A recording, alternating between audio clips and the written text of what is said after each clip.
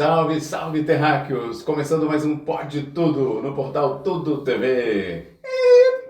E o nosso convidado de hoje, ele é ator, modelo, atleta. Ele enche de orgulho o nosso Brasil. Ele é...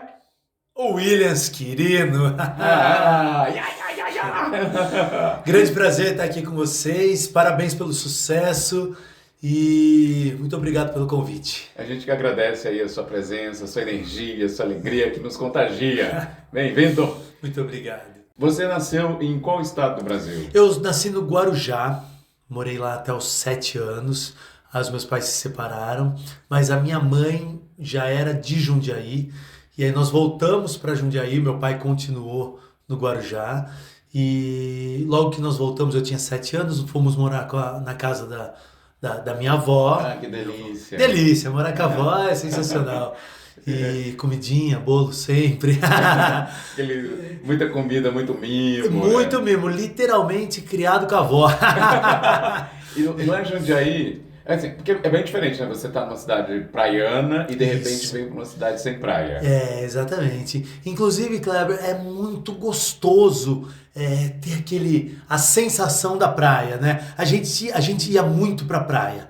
Eu, com 7 anos nós mudamos, mas eu tenho uma memória muito legal que toda tarde a gente saía da escola, almoçava, eu, minha mãe, minha irmã, a gente já ia pra praia. Era muito gostoso, Era ratinho de praia. era o ratinho de praia, exatamente. A gente era muito legal aquilo. Eu lembro que eu fazia os castelinhos. Eu tenho uma diferença grande com a minha irmã, então eu era bem mais novo. Minha irmã é um pouquinho mais velha, então ela me ajudava a fazer os meus castelinhos. Então, realmente, a minha primeira infância foi na praia. Que é o cheiro, né? O Tudo. mar, o sol ali. Tudo. É outra energia. Hoje, por exemplo, eu sou atleta de Santos, por muita coincidência, e Santos tem acho que um dos melhores times de karatê, e eu, graças a Deus, faço parte da equipe de Santos. Então, quase todo final de semana eu estou em Santos para fazer treino oficial, extra-oficial, mas estou sempre em Santos e curtindo uma praia, lógico.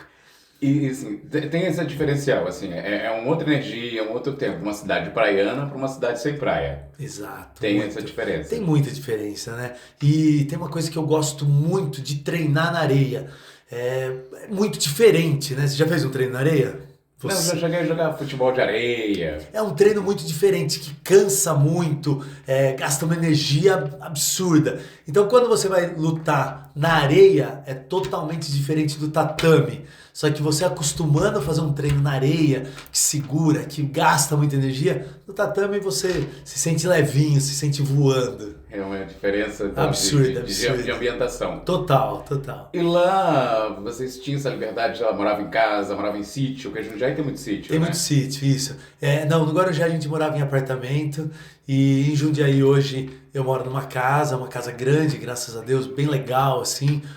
Por sinal, eu tenho um espaço que eu fiz na minha casa que eu consigo treinar, mas a minha academia também é bem próximo da minha casa e todos os dias estou lá na academia ou dando aula ou treinando. Essa é uma rotina que eu amo muito. E em Jundiaí você foi morar no sítio ou na cidade mesmo? Não, em Jundiaí tem muito sítio, tem muita chácara, inclusive eu amo sítio, mas desde que eu mudei para Jundiaí, eu moro no centro da cidade.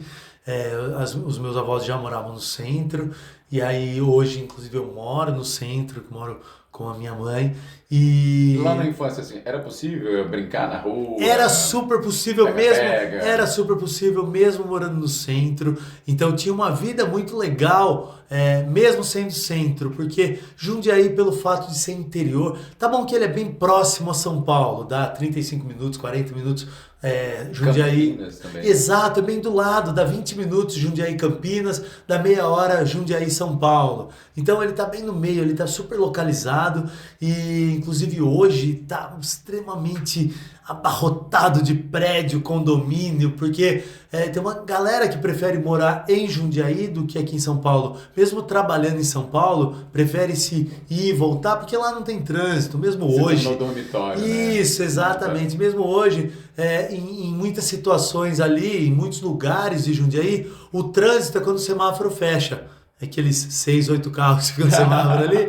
Então, tá grande, tá extremamente evoluído, mas não tá... Ainda tem uma essência de Ainda interior. tem uma essência interior, não é como morar aqui em São Paulo, que dependendo do lugar que você mora e que você trabalha, você demora 2 horas para chegar. É um caos. E na infância era casa, vocês moravam Era casa, em a gente sempre uma morou em vila, casa, digamos. isso, a gente sempre morou em casa, morava bem no centro ali, só que era uma casa muito grande, inclusive na minha casa, quando eu morava logo que eu mudei para casa da minha avó, tinha até um campinho de futebol, Uau. na minha casa mesmo, então sempre foi casas muito grandes, então morava no centro, mas era bem o interior realmente. E o esporte, de fato, ele te traz essa disciplina. O esporte ensina muito, Kleber. O esporte é muito legal porque ele ensina você a dar valor para as pequenas coisas, para aquelas coisinhas que lá na frente você vai ver que realmente fez a diferença. E o esporte em geral ensina muito isso. As artes marciais, claro que eu sou suspeito de falar de artes marciais, porque é a minha vida, mas a arte marcial, em especial, ela valoriza muito a disciplina, o respeito, o amor com o próximo, a palavra não tem curva. Se você falar que vai fazer, aconteça o que acontecer, você vai fazer. Então o esporte valoriza muito isso. Quando você foi pro esporte, você começou como hobby? Alguém te... Eu apanhava na escola. Logo que eu mudei de Jundiaí do Guarujá para Jundiaí, eu entrei numa escolinha ali e tinha um camarada lá que roubava o meu lanche e me batia. Doideira. Aí, doideira, 7 anos. E aí uma solução que a minha mãe arrumou foi colocar eu no karatê para realmente eu, pelo menos, parar de apanhar na escola, mas aí foi um grande presente desse menino aí, porque eu conheci o karatê, conheci o esporte que iria mudar a minha vida, que ia virar minha profissão realmente. Isso em Jundiaí já? Isso em Jundiaí já. E aí eu comecei a treinar karatê com o intuito de pelo menos parar de apanhar, né? E aí eu comecei em competição, a minha vida sempre foi muito em competição. Eu ia fazer 13 anos, fui campeão paulista, campeão brasileiro, aí já entrei para a seleção brasileira, eu tinha 14 anos. Nossa. Aí já peguei faixa preta com 14 anos, e de lá para cá minha vida realmente foi competição, foi viajar. Só para você ter uma ideia, eu conheço 53 países diferentes. Que demais. Fiz 129 viagens internacionais, é muita viagem, todas para competir. Então a minha vida realmente é a competição. Você tem ideia, assim, de quantas lutas você já participou? Kleber, já me perguntaram muito isso. Eu não tenho ideia. Não tenho ideia. Chuta, assim. Não tem como, não tem ideia. Não tem, é muita coisa. É muita coisa, muita coisa. Que no karatê, você chega, tem tipo 50 pessoas, 50 atletas na sua categoria. Aí conforme você vai ganhando, vai continuando até fazer a final. Então em cada competição você faz uma média de 7 lutas, 8 lutas. Então é muita coisa. Para ter exatidão, né? Exatamente, exatamente. E os países você lembra? Alguns assim de destaque? Muitos, não, lembro todos. Itália, Espanha, Bélgica, Alemanha, França, Inglaterra, Suíça, Suécia, Hungria, Finlândia, Turquia, Azerbaijão, Grécia, Japão. Japão foi um lugar que era meu sonho conhecer o Japão. Fui 3 vezes para lá e Japão foi uma grande realização mesmo. E tive o prazer de lutar o campeonato mundial no Japão. Venceu? Não venci esse campeonato, mas eu estava lá. Estava lá brigando. As Olimpíadas, chegou a competir? Kleber, o karatê entrou para a Olimpíada, né, naquela que foi do Japão. E aí nós tivemos aquele problemão por causa da pandemia. E eu estava na briga para a Olimpíada, mas infelizmente o mundo parou e aí começou, mudaram isso, mudaram aquilo, e aí não teve brasileiro nenhum que lutou na Olimpíada. Foram 10 atletas do mundo todo. E aí na próxima Olimpíada o karatê infelizmente já saiu, então ele foi para uma Olimpíada só. Não deu continuidade. Não deu continuidade, foi uma pena, né? E na última tiraram o karatê e colocaram o break. E aí o break já saiu também. Dentro desse movimento das faixas, são quantas faixas? É a branca, amarela, vermelha, laranja, verde, roxa, marrom e preta. Aí a preta tem, que é o primeiro dan, segundo dan, terceiro dan, quarto dan, quinto dan. Eu sou faixa preta, quinto dan. Então, uma trajetória longa. Ah, vai se repetindo. Isso, é primeiro Dan, depois faz exame de segundo Dan, terceiro, quarto. Eu sou o quinto Dan, faixa preta, quinto Dan. Uau, e aí vai até quantos? Até o 10º Dan. Uau. No Brasil não temos 10º Dan. Tem uma noção até quantos já tem no Brasil? Tem 8º Dan. Bom, Interessante. E para conciliar, né, ali, em que momento entra ali a carreira de ator, de você começar a fazer teatro, modelo? Eu vou te falar uma coisa. Meu nome é Williams, termina com S no final, né? E é justamente isso que eu tento ser. Vários em um. Porque eu realmente eu gravo muita coisa, graças a Deus eu tenho muitos convites, eu gravo muito comerciais, faço muitas fotos. Eu já cheguei a ficar em cartaz com 10 peças diferentes. Nossa, para conciliar os horários. Isso. E eu tenho uma academia que sempre que eu estou em Jundiaí eu estou lá dando aula. Eu tenho que treinar muito. Eu luto o Campeonato Mundial que vai ser na Espanha agora, em setembro. Então eu tenho que treinar muito, me dedico muito. Então realmente eu tenho que ser vários ao mesmo tempo. E eu tento realmente fazer tudo da melhor forma possível, porque senão você fica igual o pato, né? O pato anda, nada e voa, mas não faz nada bem. Sim. Eu realmente me dedico muito em tudo que eu faço e graças a Deus eu tenho um resultado bem legal em tudo que eu faço. Eu vejo um resultado bem bacana. Mas eu digo assim, no sentido, para você ir para as artes, em que momento, de repente, alguém te levou, algum amigo, na verdade, pro teatro, por exemplo? Isso, legal. Na verdade foi assim, eu sempre amei o teatro.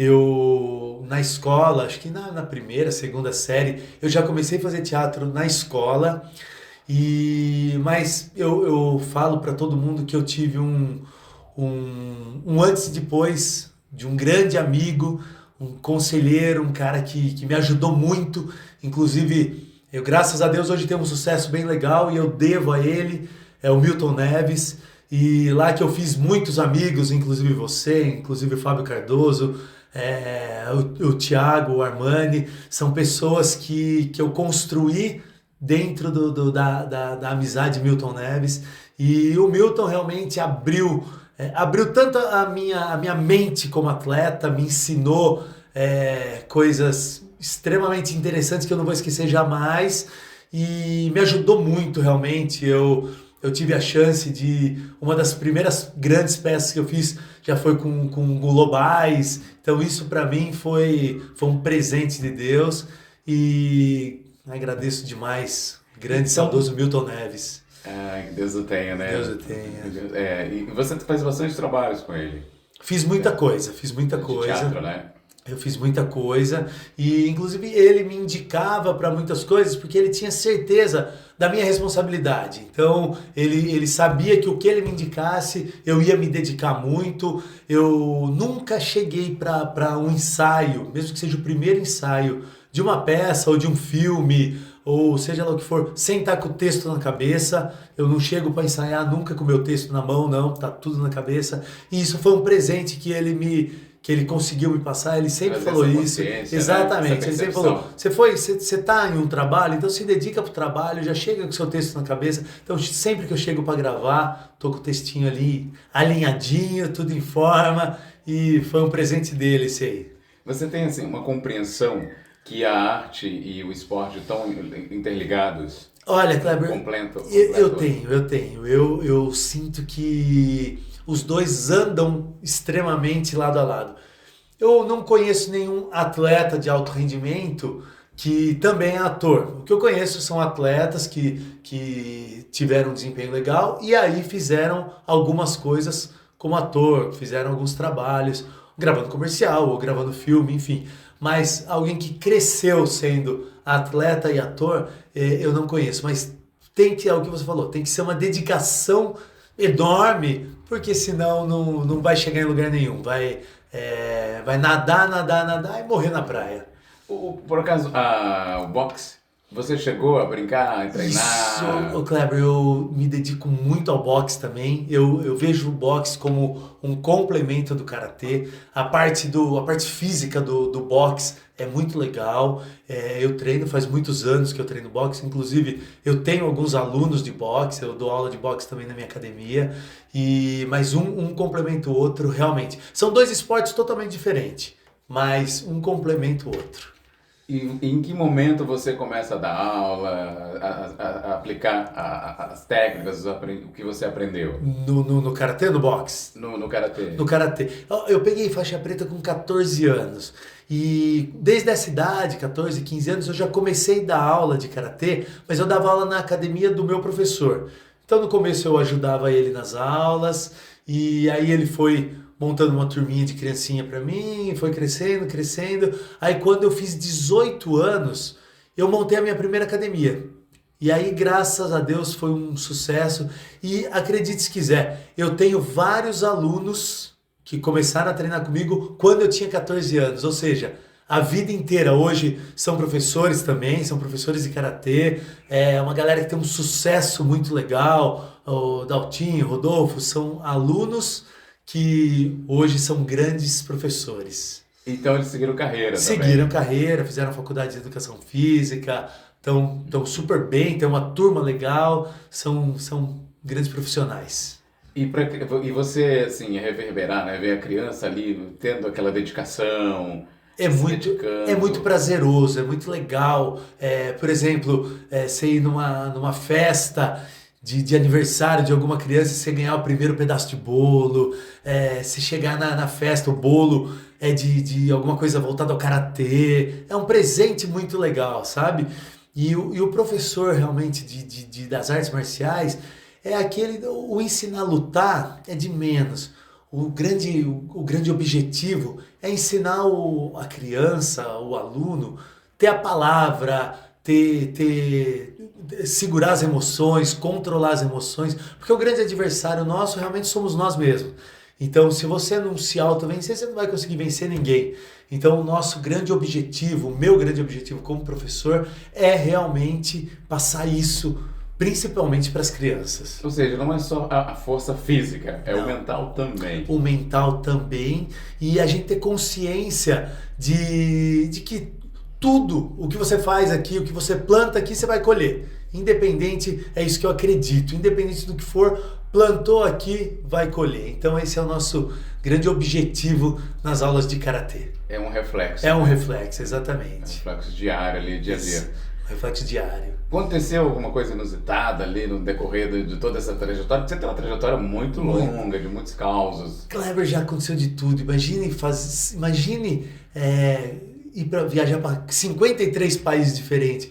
Cada viagem é uma aventura, cada viagem é uma história. Eu, alguns anos atrás, eu fui para o Japão, eu e Deus, eu perdi meu passaporte num voo indo para a Alemanha, que ia fazer Alemanha-Japão. E você nem fala o idioma. Aí, o alemão não, aí eu voltei e aquela loucura para achar o meu passaporte, só que junto com o passaporte tava o endereço do hotel no Japão. Eu cheguei no Japão sem saber para onde eu ia, olha que loucura. Muito. E acredite se quiser, Kleber, eu costumo falar que Deus me leva no colo. Eu cheguei no Japão só sabendo o nome do hotel. E aí perguntei lá para um taxista e ele falou que não tinha ideia, só que alguns anos atrás não tinha GPS, não é essa facilidade que tem hoje, né? A internet assim, que ficou bem mais fácil em 2016. Tem um tradutor hoje em Isso, dia, né? hoje consegue tudo. É. E aí eu pedi pro taxista me levar, aí eu sabia que o ginásio era na rua o ginásio era na rua do hotel, o hotel na rua do ginásio. Eu pedi pro taxista me levar no maior ginásio que tinha. Ele falou, todos são os maiores. Eu falei, onde mais tem aula de karatê, tem competição de karatê? Ele falou, meu amigo, você está no berço do karatê. Aqui em todos os ginásios tem aula de karatê. Acredite se quiser, ele me levou para um ginásio, que era o mais perto ali do aeroporto. Na rua do ginásio, que eu fui por coincidência, eu vi o hotel, chamava Hotel Kamikaze. Falei, não é possível que eu cheguei no meu hotel sem ter o endereço. Então, eu costumo falar, né? surreal. Eu costumo falar que Deus me leva no colo porque ele realmente está sempre ali me protegendo, me ajudando, me alinhando, Guiando. guiando, exatamente. E quando você vai lutar, né, que está prestes ali para poder entrar ali no... Tem um termo que se usa, né, um termo técnico. Tem o tatame, que já é de outro esporte. Isso, é o do karatê. Tatame é o do karatê, realmente. Aí tem a maioria das competições é em ginásio e a gente usa o os. O os é uma palavra de respeito, é obrigado por estar competindo comigo, é quando encontro um amigo do karatê, os. Então, no karatê, no judô, usa muito o os. Estando assim, prestes a entrar no tatame, dá aquele certo, não sei se a palavra é medo, aquele receio, aquele frio na barriga. Ô Kleber, eu costumo falar, inclusive eu falo isso para os meus alunos, que quando perder esse friozinho na barriga, quando perder essa sensação de emoção, parou. Aí aposenta e para de lutar karatê, porque aí não tem mais sentido. Realmente esse friozinho na barriga é isso que faz a diferença. Eu amo a competição, eu vivo a competição, só que eu não imagino a minha vida sem esse friozinho na barriga. Realmente não é um medo, não é uma ansiedade, mas é aquela sensação gostosa. Porque saindo para uma competição, independente do seu nível técnico, tático, independente de quanto você treinou, você está indo para uma competição.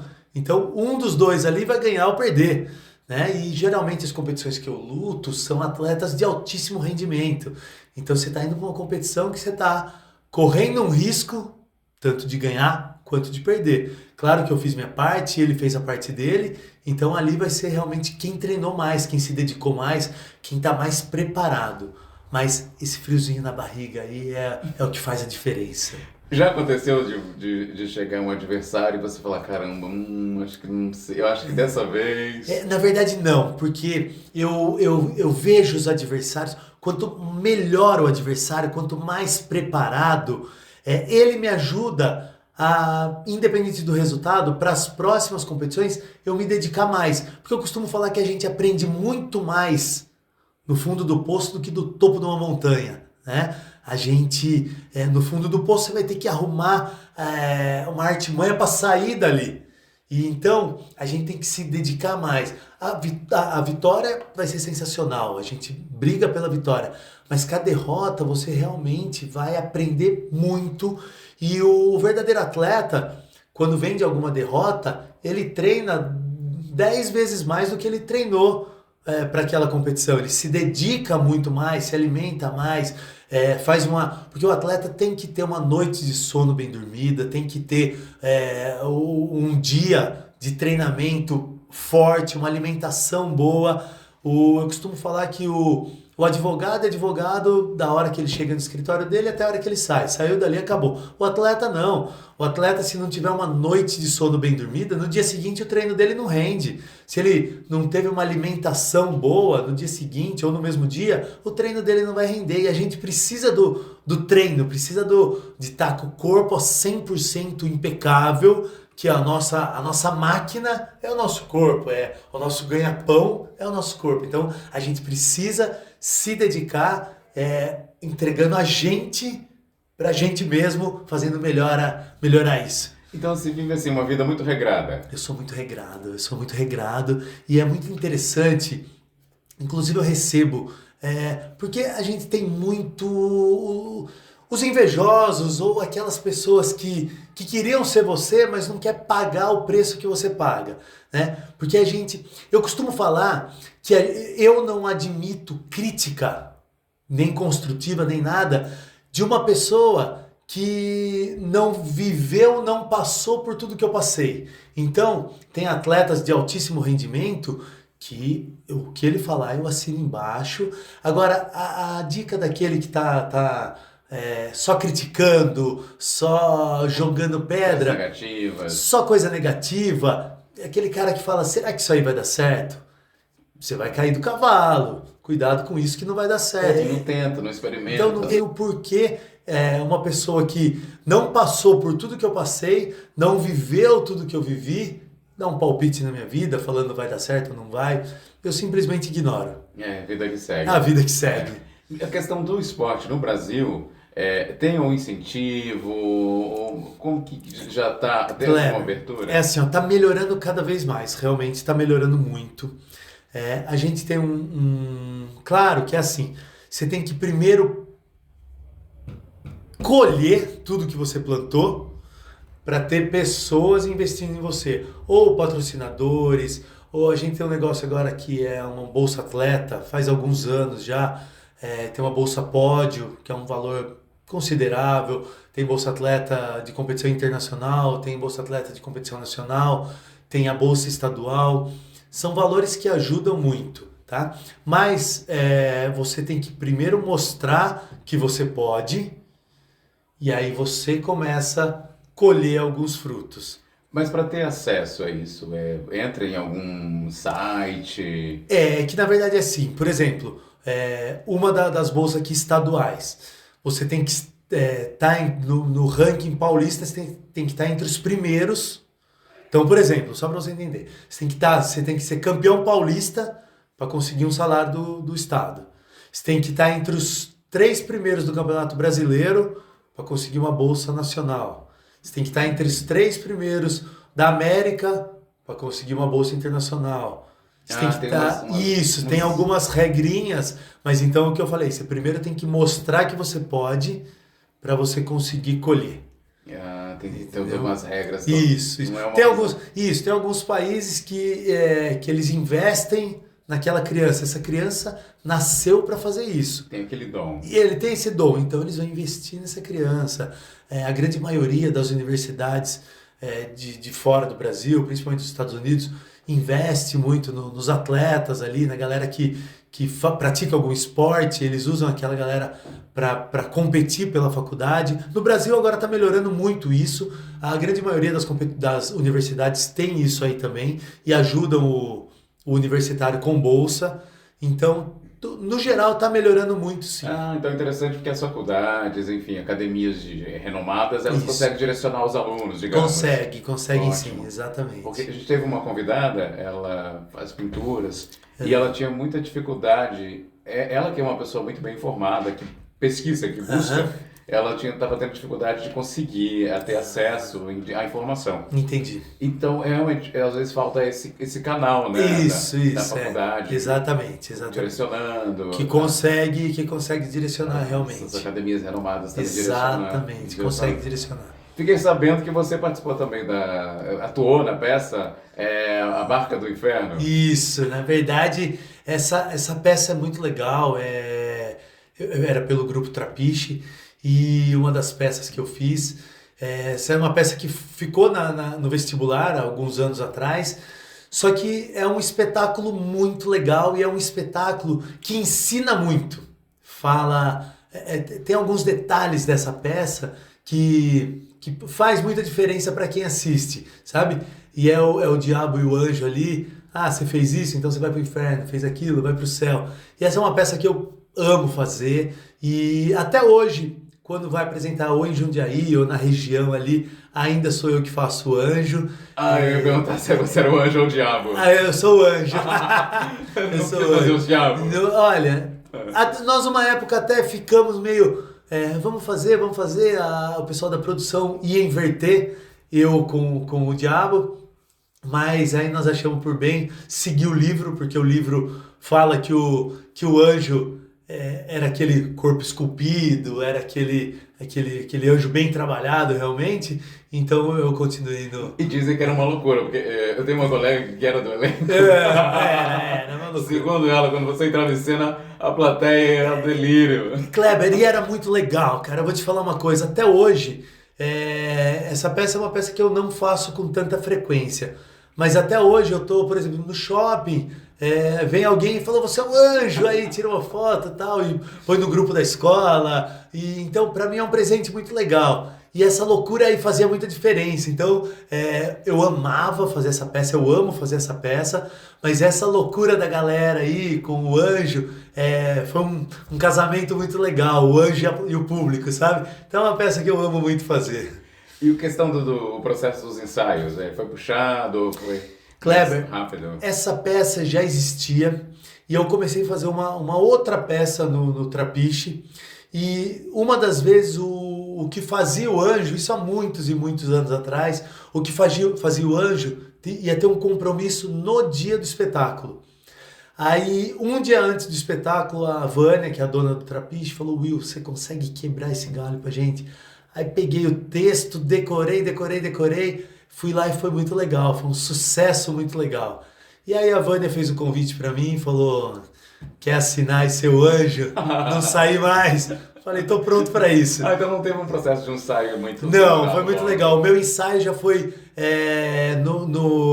no próprio... A primeira peça que eu fiz, por muita coincidência, foi no Politeama.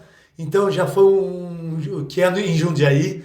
E é um teatro gigante, lindo, maravilhoso, gigante, e estava abarrotado. Então, o meu primeiro ensaio de verdade foi já na própria peça, com o teatro entupido, abarrotado, e foi aquela loucura, aí eu falei, essa é minha peça, daqui eu não saio mais. Então, e foi muito legal, acho que a peça essa e Capitães da Areia, que eu era o Pedro Bala, foram as peças que marcaram mais, assim, que eu gostava muito de fazer. Era aquela denso, né? Era aquela adrenalina legal. Ficou com gostinho de quero mais. Um gostinho, e o Alto da Barca do Inferno e Capitães da Areia eu não saía de cena. Então era do começo ao fim. O Capitães da Areia eu tinha muito texto, muito. E foi igualzinho. Eu entrei, o João Miller, que fazia o Pedro Bala, não ia poder fazer, a Vânia falou, consegue segurar a onda? Aí em 2, 3 dias fiquei decorando e era muito texto. E você tem facilidade? Eu tenho muita facilidade. Usa alguma técnica para decorar o texto? Eu uso uma técnica, eu tenho uma técnica, eu vou montando, falando da minha técnica, eu vou montando uma história na minha cabeça. Então, por exemplo, o relógio bateu meia-noite, eu imagino um relógio batendo meia-noite. Então, eu vou montando uma história na minha cabeça e vou conseguindo jogar aquilo, interpretar. Então eu tenho muita facilidade, sim.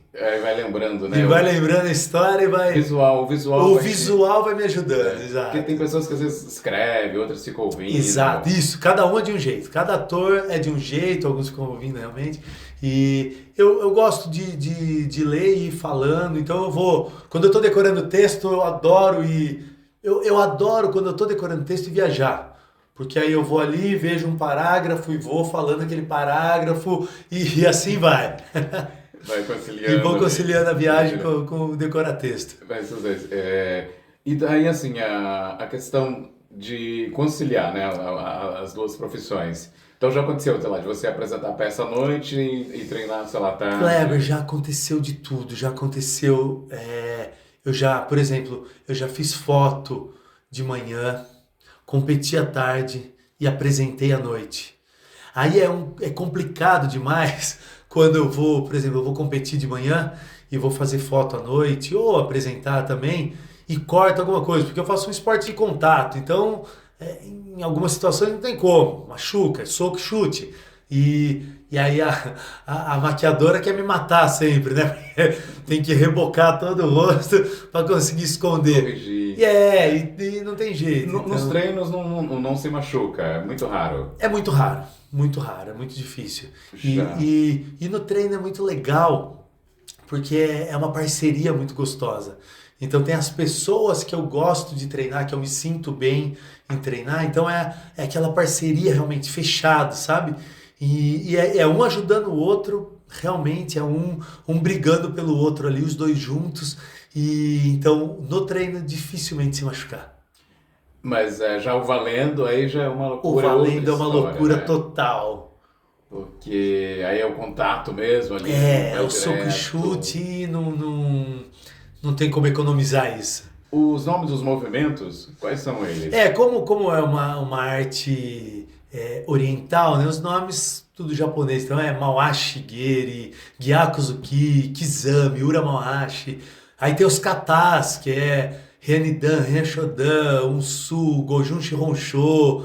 E é muito legal, porque aquela galerinha criançada Todas sabem o nome. Você fala, nós vamos fazer um Gojunshi Hondai. Elas sabem o que é Gojunshi Hondai. Praticamente uma língua japonesa. Mais ou menos isso. Então é muito bacana.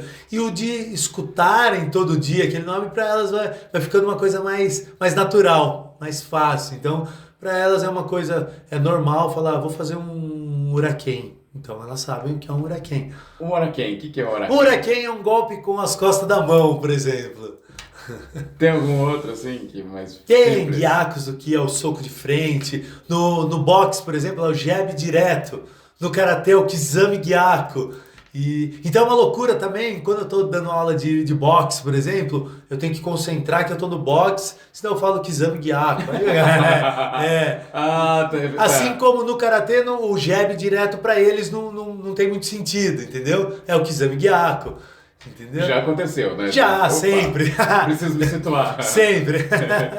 Em que momento você... porque você vinha, né, aluno, depois competindo, e aí chegou em algum momento, algum professor falou, olha, você disse que aos 14 anos começou a dar aula. Isso. E foi confortável direcionar? Foi legal, porque quando eu comecei, igual agora eu tenho alguns alunos com essa idade, um pouquinho mais, que já me ajudam no treino, exatamente tudo que eu vivi. Então, a galera que treinava eram alunos já do meu professor, e o meu professor estava sempre junto ali comigo. Então, uma vez ou outra que ele não estava, mas ele, enquanto eu tinha 14, 15, 16, ele ficava muito comigo, ele me ajudando muito, me ensinando da aula. Ele realmente, no karatê, ele realmente foi um paizão para mim.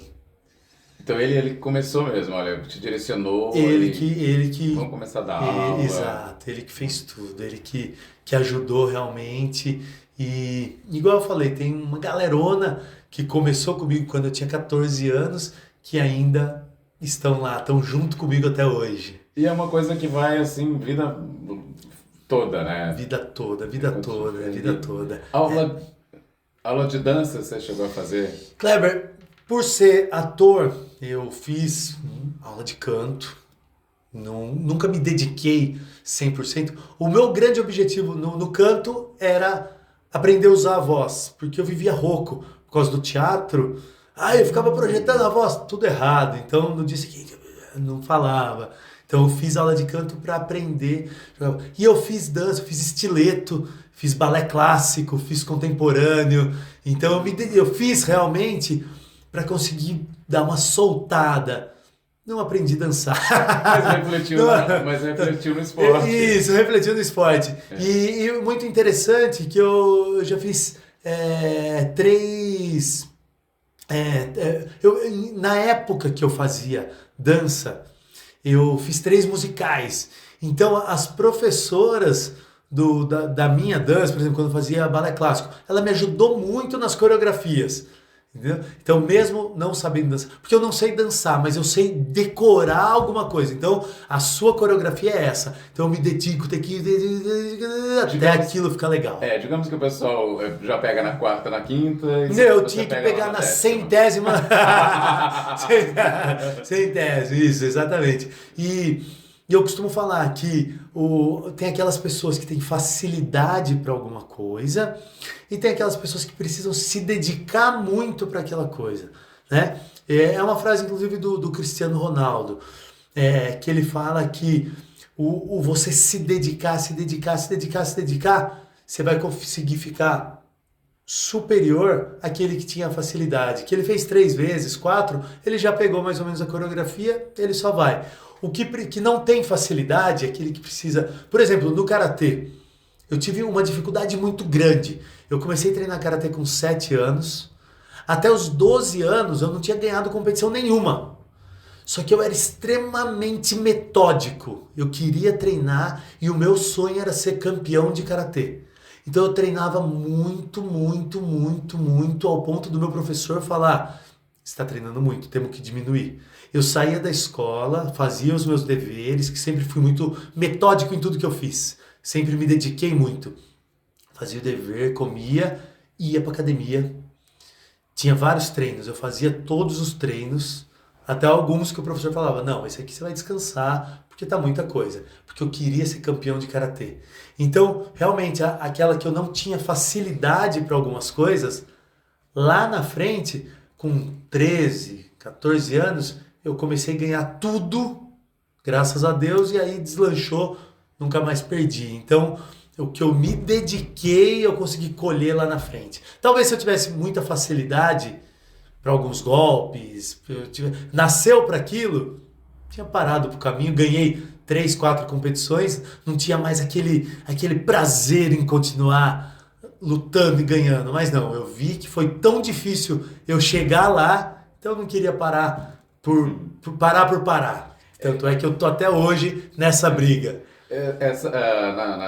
Na luta ali, os movimentos, enfim, é repetição, repetição. Repetição, repetição, repetição, repetição, repetição. E é aquela briga com você mesmo. Porque você tem que ser mais rápido do que você. Você tem que superar você.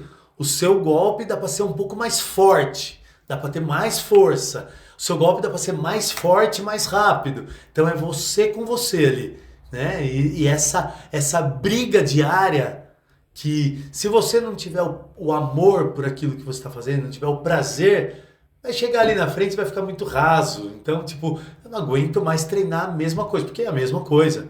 O meu soco, esse soco de frente, é o mesmo soco que eu fazia quando eu tinha 7 anos, que é o soco que eu faço até hoje. Né? Hoje com muito mais precisão, com muito mais força, muito mais velocidade, muito mais propriedade do que quando eu tinha 7 anos. Né? Que foi uma coisa que eu plantei ao longo da minha vida.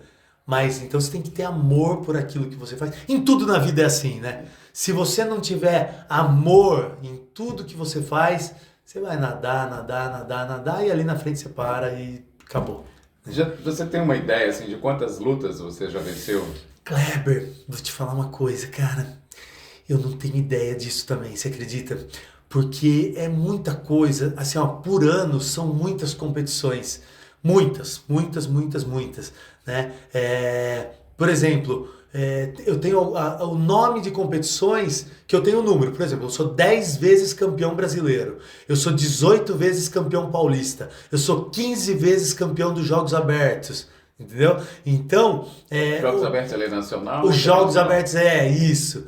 Os Jogos Abertos do interior de São Paulo. Entendeu? E o brasileiro é nacional. Eu sou 5 vezes campeão do Arnold Class. Arnold Class é uma competição do Schwarzenegger.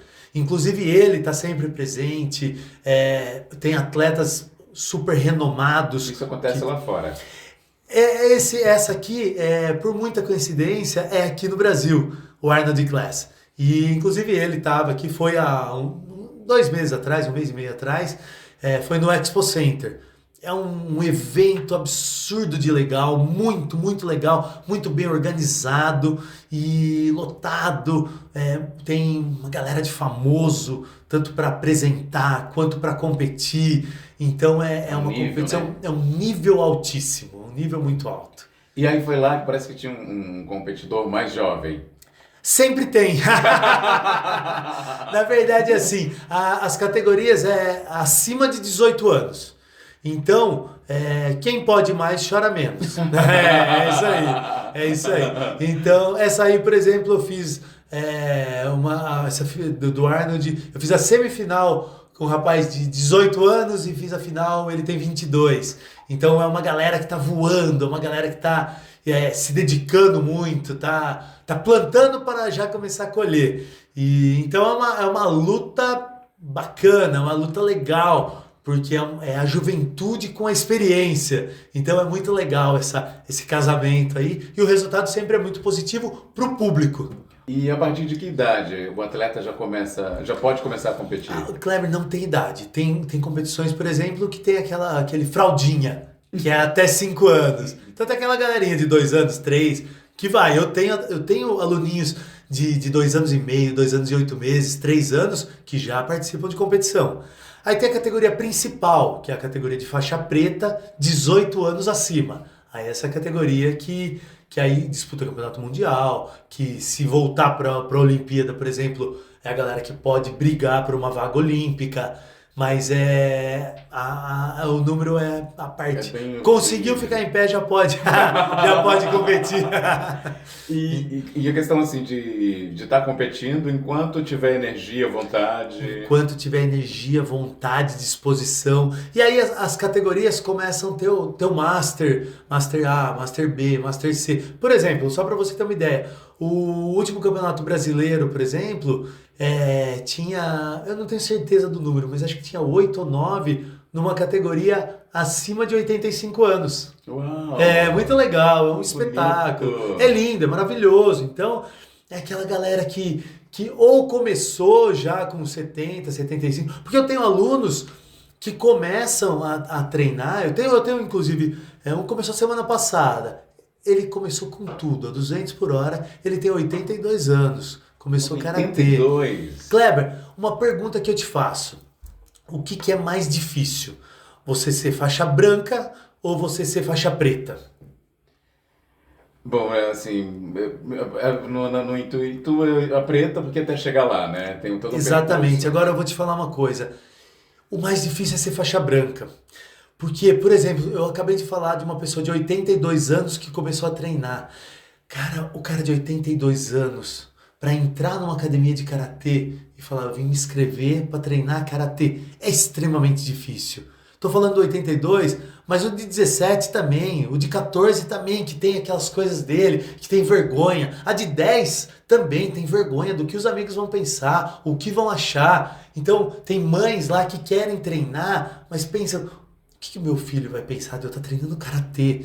O que as mães dos meus amigos vão pensar de eu estar treinando karatê? Então, o ser faixa branca é extremamente difícil. O ser faixa preta é aquele que começou faixa branca, mas nunca desistiu. Então, o ser faixa branca é muito difícil. Porque muitas questões envolvem, né? Exatamente. E quanto mais velho, mais difícil você começar em qualquer coisa. Por exemplo, você imagina hoje você entrando numa aula de russo? É um desafio. É um desafio, é um desafio. Então, é uma coisa que você imagina hoje. Se você nunca tivesse feito teatro, você imagina hoje você indo numa escola de teatro e se inscrevendo? Você já fez balé clássico? Fiz um período assim. Eu tenho uma história muito interessante. Quando eu fui fazer balé clássico, eu já tinha uma certa idade e eu resolvi fazer balé clássico. Aí eu cheguei, fui lá na academia de balé. Eu falei, oi, queria balé clássico, tal. A moça, ai, que legal, marcou os horários pra mim, me entregou o papel e falou assim, quantos aninhos ela tem? Ai, meu coração começou a bater na jugular. Eu falei, eu não vou falar que sou eu. Eu falei, 4. Ela, ai, 4. Aí ela mudou os horários. Eu saí dali e fui em outra academia. Porque eu me senti mal de falar, não, ela não, sou eu. Fui numa outra academia que eu fui extremamente bem recebido. Que legal, não, homem aqui não paga mensalidade, não sei o quê. Já me colocaram para participar de eventos. Que diferença. Não, muita diferença, muita diferença. Às vezes não foi nem por mal, mas falou uma coisa errada na hora errada e me bagunçou tudo. Eu travei, falei uma idade qualquer ali, fui embora e fui em outra academia. Porque no Brasil ainda tem uma certa resistência tem muita. masculino fazer dança. Mas é muita, Kleber, muita. É muita em relação a tudo. Por exemplo, onde já se viu uma mulher de 40 anos entrar a treinar boxe? Né? Onde já se viu uma mulher de 30 anos fazer boxe. Então é um preconceito muito grande. Onde já se viu um homem fazer balé. Entendeu? Então é um preconceito. Ainda, né? É um preconceito muito grande. E era muito legal, porque quando eu tinha as apresentações de balé, eu só que eu parei de fazer balé clássico por causa do horário. Eu tenho muita coisa, meu dia é muito corrido, eu faço muita coisa, e vou fazer foto, vou pra academia, gravo, é uma loucura. E eu não tinha mais tempo. Mas era muito legal, porque quando eu ia para as minhas apresentações de balé, a minha galera toda do karatê, a minha academia inteira ia assistir. Apoiar. Era muito legal, entendeu? Então, isso aí não é o envolvendo masculino, não é masculino. Não, nada disso. É uma coisa que eu gosto de fazer, é uma coisa que eu acredito, que eu quero, que me faz feliz. Independente, entendeu? Sim. Então o preconceito é muito maluco, é muito louco, né? Coisas da mente, né? É Que muito. requer uma evolução humana. Parece que a galera não acompanha a evolução da vida, né? Fica ali já pré-estabelecendo, né? Pré-estabelecendo, E exatamente, não exatamente. quebra barreiras, não E se Kleber, permite. e é tudo muito rápido, né, cara? Na vida é muito rápido. Eu li uma coisa outro dia que falava assim: será que você está pronto para o último adeus? Então, isso aí eu li numa parede isso. E esse negócio ficou na minha cabeça: será que está pronto para o último adeus? Cara, é forte, né? Muito. Aí, e essa frase ficou comigo alguns dias. E eu fui até uma padaria bem pertinho da academia ali. Eu fui, comprei as coisas, ontem de manhã isso. Aí eu fui sair, falei tchau, tchau, me despedi dela. Falei até amanhã. Ela falou, se Deus quiser. Aí essa frase veio pra mim novamente. Eu falei, realmente, a gente nunca sabe como vai ser o amanhã, né? Eu não sei se o amanhã eu ia conseguir estar ali realmente. Na vida, a gente nunca sabe quando é a última oportunidade de falar. Eu tenho uma avó de 92 anos. Quando é o último dia que eu vou ver a minha avó? Quando é o último dia que você vai estar com a sua família, com seus amigos? Por isso a gente tem que estar realmente de corpo presente. Então, em tudo que eu faço, eu tento realmente estar vivendo o momento, porque a gente nunca sabe quando vai ser o último momento, né? E um negócio que eu tento deixar bem claro é realmente isso. Para tudo que você fizer, você fazer vivendo o momento. Faz sentido. O conselho que eu dou lá para minha galera, para os meus alunos, para a galera que me segue, é viver intensamente cada momento e tá presente em cada momento, porque hoje em dia tá muito fácil você começar a falar com alguém, a pessoa tá tão distraída ali, não tá prestando atenção, aí entra no TikTok, ela nem sabe o que ela tá vendo no TikTok, no Instagram, no Facebook, mas ela pegou o celular ali, mas ela tá tão fora do momento, ela não tá vivendo aquele momento, mas ela entra no celular ali e ela tá falando com você, ela não tá nem prestando atenção em você, nem prestando atenção no que ela tá vendo no Instagram ali, mas ela não tá vivendo aquele momento, não tá... No automático. Ela tá totalmente no automático. Se você perguntar, o que eu tô falando? Ela não sabe. O que está vendo? Ela também não sabe.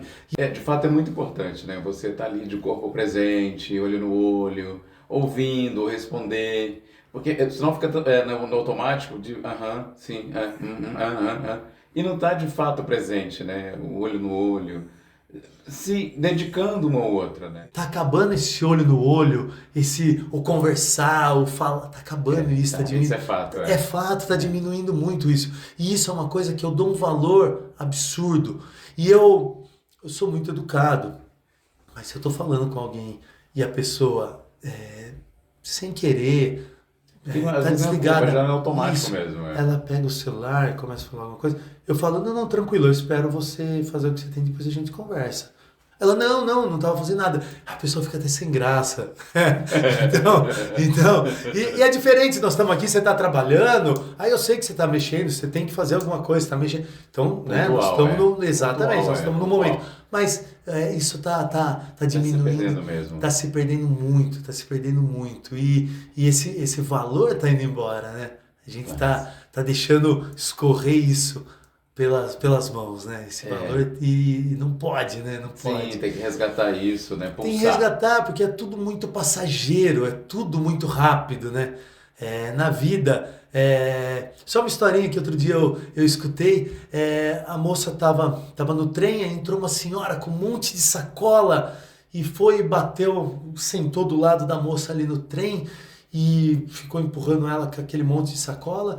Uma menina do banco da frente se doeu ali e falou assim, você não vai fazer nada, ela tá te batendo com as sacolas dela e ela tá invadindo o seu espaço. Aí a menina falou assim, não, tá tudo bem, eu já desço na próxima estação.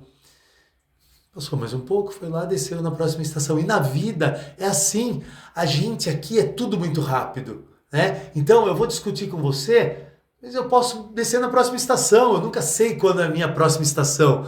Então, na vida é tudo muito rápido. Às vezes tem pessoas que a gente gosta, que a gente fica sem falar por anos, por uma briga à toa, irmão, mãe, pai, por uma briga idiota, a falta do olho no olho, uma pequena conversa ali, me perdoa, me perdoa. Então, é aquele fato eu prefiro ser feliz do que ter razão, né? Aí Kleber, me perdoa, cara, falei aquilo lá aquele dia, eu tava com muita coisa na cabeça, perdoa, acabou, zerou, esqueceu, e não passar 3 semanas, mas você lembra daquilo que você fez? Não, perdoou, acabou, acertamos aqui, acabou, a amizade fala mais alto, né? E é muito difícil realmente o perdão, né? O pedir perdão, pedir desculpa, falar, eu tava errado, eu tenho uma coisa muito interessante, cara.